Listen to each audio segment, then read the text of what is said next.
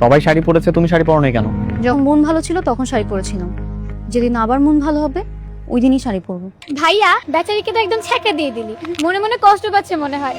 বিবাহিত ছেলেদের সাথে প্রেম করলে কষ্ট তো পেতেই হবে, তাই না? হ্যাঁ তাই। আমার তো অবিবাহিত ছেলেদের তো চোখেই পড়ে না।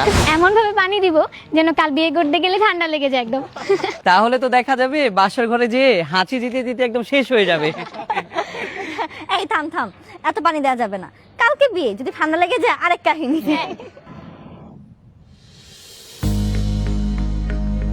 কি ব্যাপার, সবাই শাড়ি পরেছে, তুমি শাড়ি পরো নাই কেন? যখন মন ভালো ছিল তখন শাড়ি পরেছিলাম, যেদিন আবার মন ভালো হবে ওই দিনই শাড়ি পরবো। ও আচ্ছা। ভাইয়া বেচারিকে তো একদম ছ্যাঁকা দিয়ে দিলি, মনে মনে কষ্ট পাচ্ছে মনে হয়।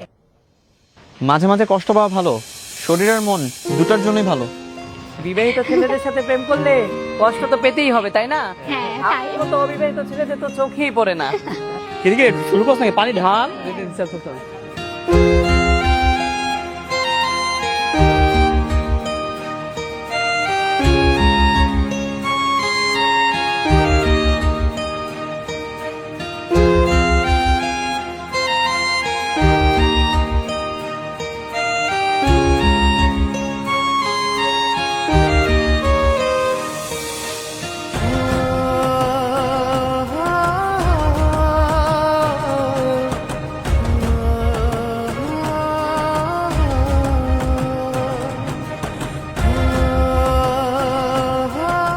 কি রে, এভাবেই দাঁড়িয়ে থাকবি?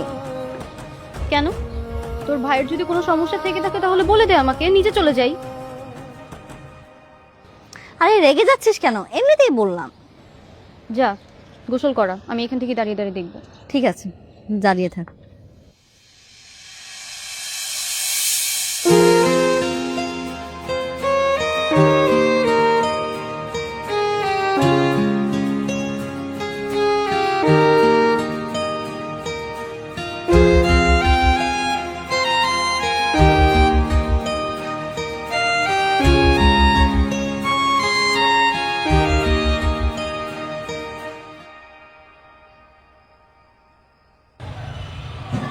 কিরে, কিছু বলবি? হ্যাঁ বলতে তো এসেছি, কিন্তু কিভাবে বলবো বুঝতে পারছি না। ওরে বাবারে, মনে হয় জীবনে প্রথমবার আমাকে কিছু বলতে আসছিস। ব্যাপারটা নিজের হলে ভাবতাম না, কিন্তু অন্যের তো, তাই একটু ভয় পাচ্ছি। কি হয়েছে সেটা তো বলবি। ভাইয়া, কোনোভাবেই কি অরিনকে বিয়ে করা সম্ভব না? মানে? ভাইয়া জানিস, অরিন অনেক ভালো একটা মেয়ে, ও কোনোদিন কারোর সাথে প্রেম করেনি, সব সময় একটা ভালো ছেলের জন্য অপেক্ষা করেছে, যখন একটা ভালো ছেলে পাবে ডিরেক্ট বিয়ে করে ফেলবে।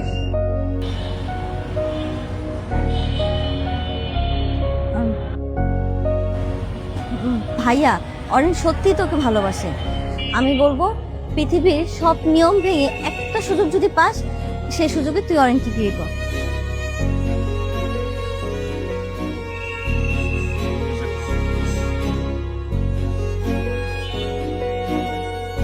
দেখো তুই, এই তোরা দাঁড়িয়ে আছিস কেন? যা গাড়ি তোর যে।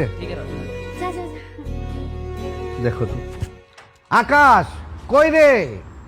আরে আর কতক্ষণ? দেখো তো ছেলেটার এখন হচ্ছে না। আরে কি সমস্যা, কি এত চিল্লাইতেছো কেন? হ্যাঁ, আরে একটু ভালো করে রেডি হবে না? আফটার অল আজকে বিয়ে, আর বিয়ে কি প্রতিদিন হয় মানুষের? হ্যাঁ, এমনিতেই দেরি হয়ে গেছে। আচ্ছা দাঁড়াও দেখছি। অরিন মা, একটু যাও না, দেখো না আকাশে কত দূর, গিয়ে বলো যে আঙ্কেল ডাকছে তাড়াতাড়ি।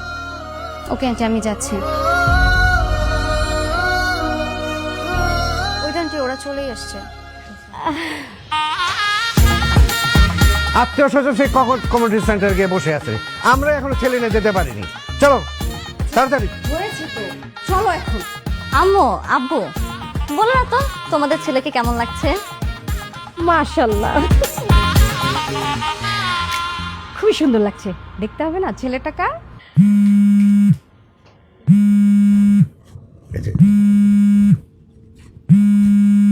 বলছিলাম না, আর কত মানুষ ধৈর্য ধরে? ধরো। হ্যালো, এই তো আমরা রেডি, আমরা চলে আসতেছি এক্ষুনি, বেশিক্ষণ লাগবে না। আর আসতে হবে না, স্যারের মেয়ে তার বয়ফ্রেন্ডের সাথে পলাই চলে গেছে। কি কি বলেন এসব? স্যার আপনাদেরকে সরি বলছে।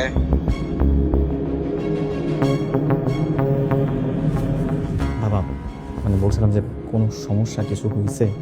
মেয়ে তার পছন্দের ছেলের সাথে পালিয়েছে, এ বিয়ে হবে না, আমাদের আর যেতে হবে না। বাবা আমি যা বলি শুধু আমার কথার সাথে তাল মিলাও, সামনে অনেক মানুষ। বাবা আমি ভাবছি যে আমি এই বিয়েটা করব না, আমি বিয়ে করলে বিথিকে না অরিনকেই করব। মা তোমাদের কোনো আপত্তি নেই তো? না না না, না কেন কিসের আপত্তি? আর কোনো আপত্তি নেই। আর অরিন তো দেখতে খুবই সুন্দর, ভালো মেয়ে। আর তাছাড়া অরিন তো তোকে খুবই পছন্দ করে। করো না অরিন? আমাদের কোনো আপত্তি নেই, তোমার আপত্তি আছে? না না, কোনো আপত্তি নেই। আপত্তি নেই। তাহলে তো হলোই। তোমার একটা কাজ কর, তোর বান্ধবীকে নিয়ে যা, সুন্দর করে বউসা দিয়ে নিয়ে আয়। ভাইয়া সত্যি? আরে হ্যাঁ হ্যাঁ সত্যি, যা যা তাড়াতাড়ি রেডি করো ওকে। আচ্ছা তাহলে আমি পাত্রীপক্ষকে জানিয়ে দিচ্ছি, এ বিয়ে হচ্ছে না, আমার ছেলে তার পছন্দের পাত্রীকে বিয়ে করবে। আর দেরি করছো কেন? তাড়াতাড়ি ফোন দাও। কিন্তু আঙ্কেল, আপনার বাড়ি ভর্তি আত্মীয় স্বজন, তাদের কাছে তো আপনার কোনো মান সম্মান থাকবে না। না থাকলে না থাকবে, আমার ছেলে যেখানে সুখী হবে আমি সেখানে বিয়ে দেবো। একদম। দাও তোমার বাবার নাম্বারটা একটু দাও আমাকে। বাবা দাঁড়াও, এ নাও বাবা আঙ্কেলের নাম্বার। তোমরা কথা বলো, আমি ওকে রেডি করে নিয়ে আসছি। হ্যাঁ, যা তাড়াতাড়ি যা। এই চল চল তাড়াতাড়ি চল।